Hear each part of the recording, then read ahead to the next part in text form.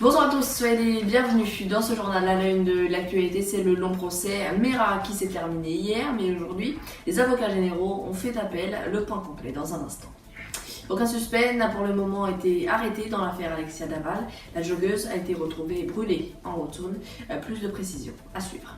On parlera aussi de l'attentat qui a eu lieu mardi à Manhattan. Des femmes qui travaillent aussi bénévolement depuis 11h44. Et puis à la fin de ce journal, je vous emmènerai en coulisses de cette édition. Et puis je vous montrerai les coulisses aussi de ce plateau. Reportage à suivre.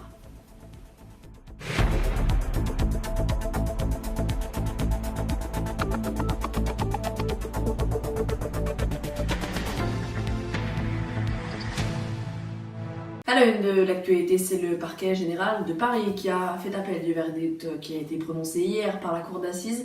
Il a condamné à 20 ans de réclusion criminelle le frère de Mohamed Merah, Abdelkader, pour association de malfaiteurs terroristes, mais l'a acquitté du chef de complicité des assassinats commis par son frère Mohamed en 2012. Ce matin, le parquet général a donc fait appel. Il y avait aussi un deuxième suspect dans ce procès qui concerne également Feta Malki. Lui a été condamné à 14 ans de prison pour avoir vendu l'arme et le gilet pare-balles à Mohamed Merah en connaissant sa radicalisation. A noter que si vous voulez plus d'informations sur ce sujet, vous pouvez vous rendre sur notre site internet infotv.fr.nf. Dans le reste de l'actualité, c'est aussi l'affaire Alexia Daval qui a disparu pendant son jogging le samedi 28 octobre dernier en Haute-Saône. Son corps a été retrouvé lundi 31 octobre calciné, où les auteurs n'ont pas été encore appréhendés. Hier soir, la famille d'Alexia a tenu une conférence de presse. Je vous propose d'écouter sa mère. Les images sont signées de France 3. C'est pourquoi nous avons décidé de rendre hommage à Alexia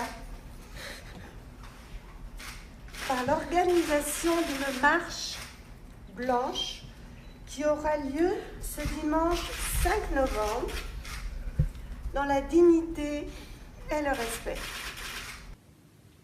Et à noter que si vous voulez plus d'informations, vous pouvez vous rendre sur notre site internet infotv.fr.nf. Le joueur de foot, Patrice Evra, a été l'auteur hier soir d'un violent coup de pied contre un supporter marseillais lors du match Guimarães-OM. Avant la rencontre, il a écopé d'un carton rouge et n'a donc pas pu jouer le match. Notre journaliste sport, Johan Meneses, nous en dit plus. Hier soir, l'OM s'est incliné lors de son déplacement à Guimarães au Portugal pour l'Europa League 0-1 avec un but du Péruvien Hurtado. Mais le match a été marqué par le geste de Patrice Evra sur ses propres supporters, survenu avant la rencontre, qui a pris un carton rouge. C'était la première dans l'histoire qu'un joueur prend un carton rouge avant une rencontre. En effet, l'international français a agressé un supporter marseillais venu assister à la rencontre. Le joueur a reçu des insultes de leur part. L'entraîneur olympien a réagi en fin de match au fait et dénonce d'une part le mauvais comportement des supporters qui auraient insulté le joueur et d'une part le manque de lucidité d'Evra. Personne d'autre n'a réagi dans le club, mais le joueur devrait néanmoins avoir une sanction. L'infotrafic.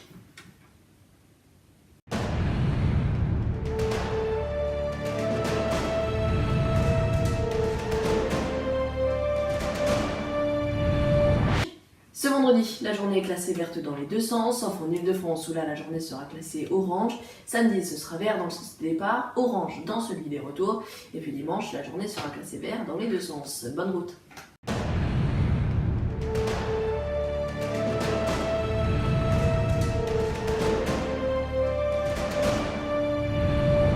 Depuis 11h44 et jusqu'au 1er janvier 2018, les femmes vont travailler bénévolement en raison de leur différence de salaire avec les hommes.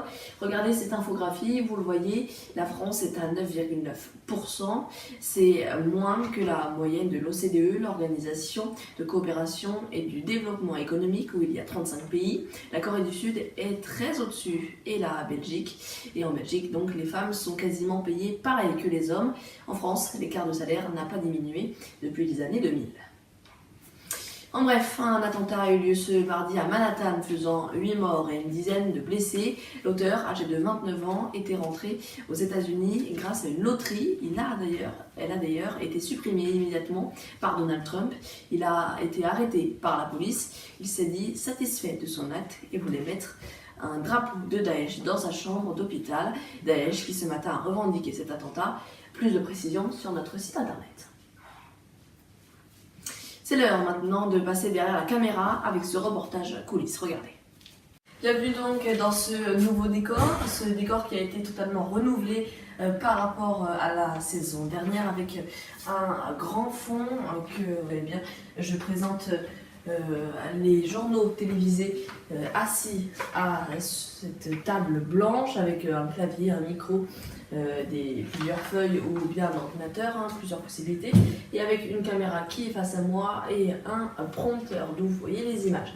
Et puis il y a aussi un deuxième espace, cet espace qui est plus destiné aux magazines d'information, par exemple à Infomag ou à d'autres chroniques, ou alors quand je suis assis en plateau, eh bien, vous pouvez voir les infographies qui défilent via une autre caméra placée un petit peu derrière.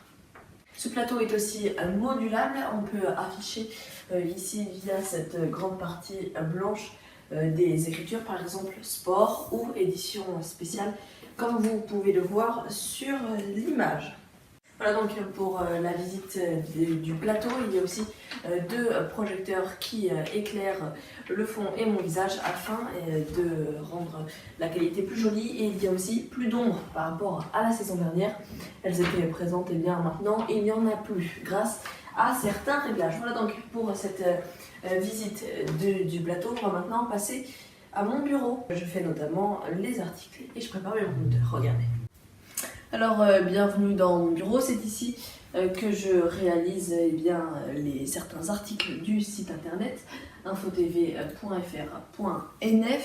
C'est aussi ici que j'écris certains tweets que vous pouvez voir.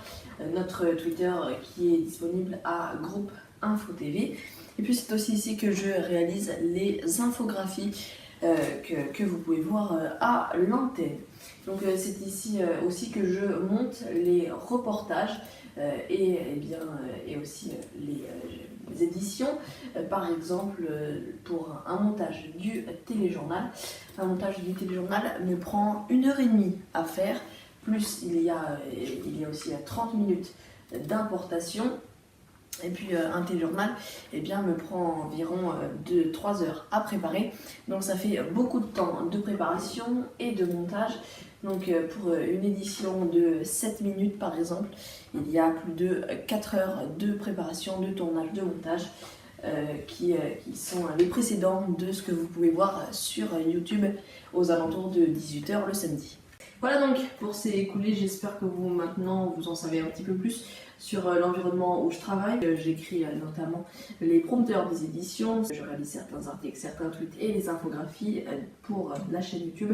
Et puis il y a aussi ce plateau, j'espère que vous en savez plus aussi sur la manière d'où je tourne mes émissions avec ce plateau totalement modernisé. C'est la fin de ce journal, merci de l'avoir suivi. Prochain rendez-vous avec l'information, c'est dimanche à 11h30 sur France News Radio, où j'aurai le plaisir de vous retrouver pour le flash radiophonique. Et puis dès lundi, vous aurez rendez-vous avec un nouveau rendez-vous sur notre radio, France News Radio. Du lundi au mercredi, vous pourrez écouter de la musique et des bulletins météo de 8h à 13h. Et puis du jeudi au vendredi, vous pourrez écouter de la musique et des bulletins météo de 8h30 à 13h et le dimanche de 11h15 à midi. Très bon début de week-end et puis moi je vous retrouve dimanche.